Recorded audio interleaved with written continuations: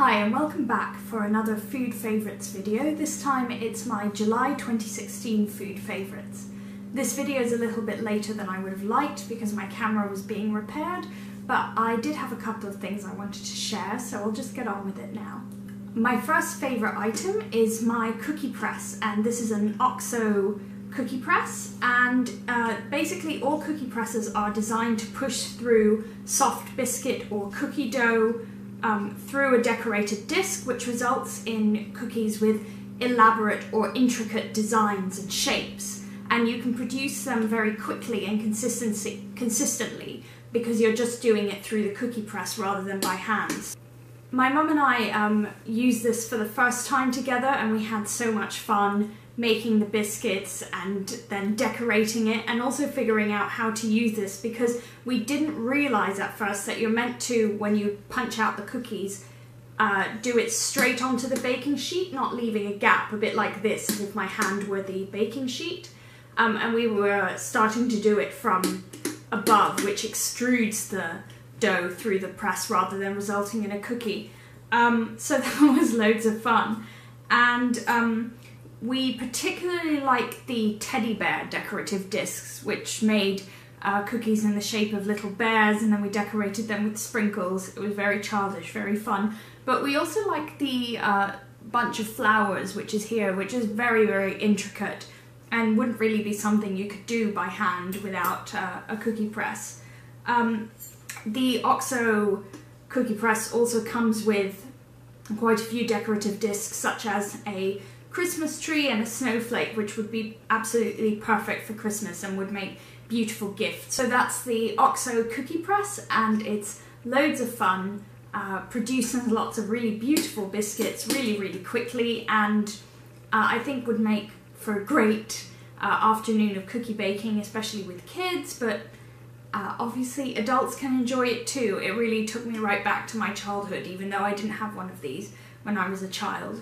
I used the recipe for the biscuits from Frances Quinn's book, which I think is called Quintessential Baking. She was a winner of the Great British Bake Off. My second food favourite is a restaurant, and it's La Taparia in Tooting. It's a Spanish tapas restaurant, as you might have guessed from the name. It's just a really nice, friendly neighbourhood restaurant. It's absolutely tiny. In fact, I think it used to be a florist. But is really pretty tiles. It has only a few tables, but the vibe is really casual, friendly, relaxed, and it's got a good range of classically rendered, tasty Spanish small plates. You know, things you would expect, such as chorizo and red wine, patatas bravas, and so on. It's nothing groundbreaking, it's just really tasty food, and it's a lovely atmosphere for lunch, really casual and relaxed, and it's such a treat to have restaurants like this in southwest London, or deepest, darkest southwest London, as I call it. It's just a great place to have a bite to eat, and I really enjoyed it there. My next favourite item is cherries, and I absolutely love cherries and look forward to the start of the cherry season every single year.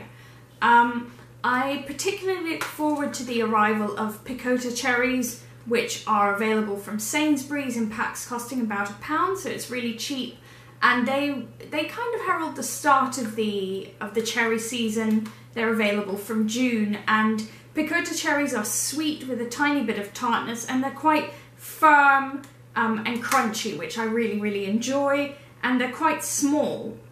And they are available for about 5 weeks, and I think they're available earlier than British cherries. They've got a protected denomination of origin certificate, the picota cherries, and only cherries grown in a particular geographical area within the valley of the Jerte can be called picota. I think they're really delicious. Currently in the shops they have been replaced by British cherries, which tend to be a bit larger, sweeter, and slightly softer than picota cherries.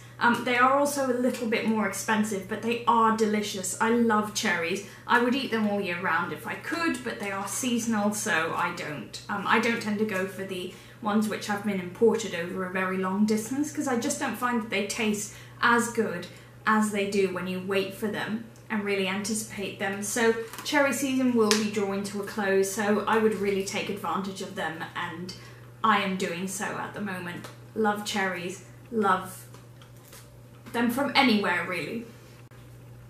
My next favourite is this book, The 10 Food Commandments by Jay Rayner.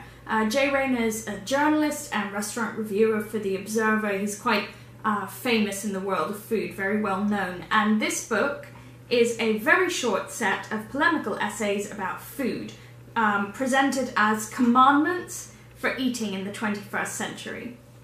This book is a really enjoyable read, but it's definitely not a case of agreeing with everything Rayner says, but it's a way of thinking about food, and it's very entertaining.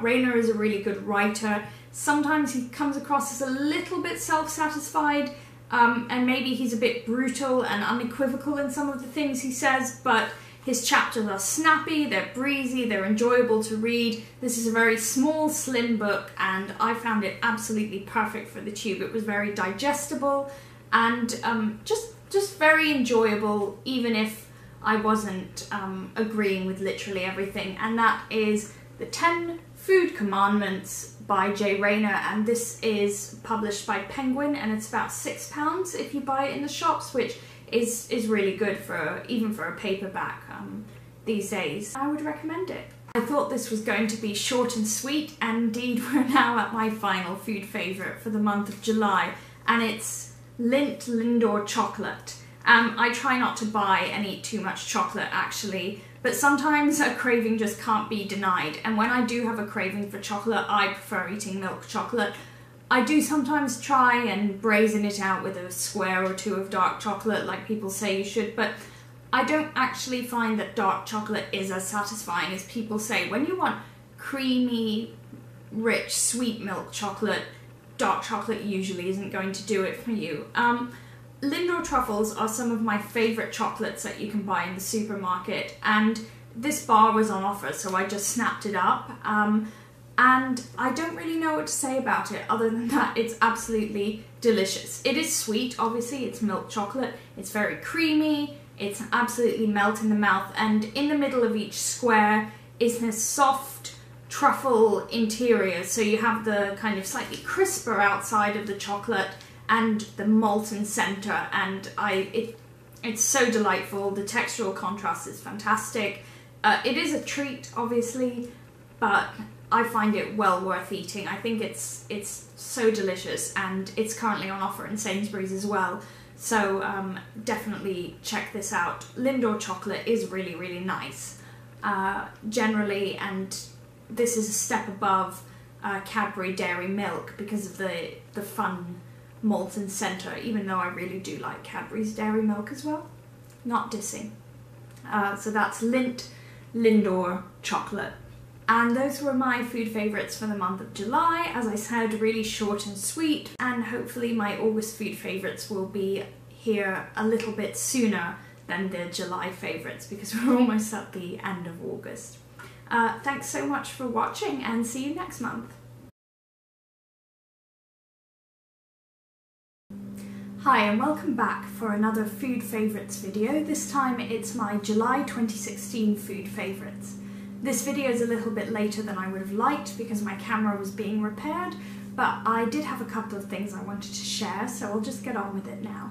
My first favourite item is my cookie press, and this is an OXO cookie press, and basically all cookie presses are designed to push through soft biscuit or cookie dough through a decorated disc, which results in cookies with elaborate or intricate designs and shapes. And you can produce them very quickly and consistently because you're just doing it through the cookie press rather than by hand. My mum and I used this for the first